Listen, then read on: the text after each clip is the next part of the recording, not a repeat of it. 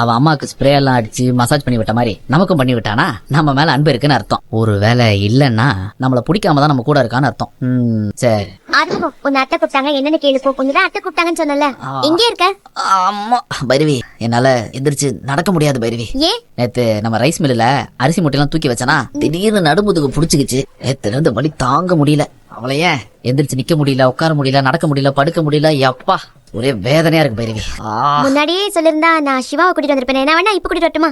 சிவா? ஐயோ ஐயோ, எதுக்கு? சிவா எல்லாம் நேரம் ஆஸ்பத்திரி போயிருப்பான். அவனெல்லாம் தொந்தரவு பண்ண வேணாம் பைரவி.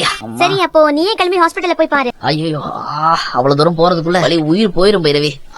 அம்மா, கொஞ்சம் வலி குறைஞ்சாலாவது ஆஸ்பத்திரி வரைக்கும் போய் என்ன ஏதுன்னு பாக்கலாம். குறையவே மாட்டேங்குதே. ஐயோமா, அப்பா வலிக்குதே. ஐயோ அம்மா, வலி தாங்க முடியலையே. ஐயப்பா வலிக்குதே. ரொம்ப வலிக்குதா? ஆமா பைரவி, ரொம்ப வலிக்குது. சரி இரு வரேன். அடவே, ஒரு வழியா மருந்து எடுக்க போயிட்டாடா. அம்மா அம்மா, என்ன இது? Pain killer spray.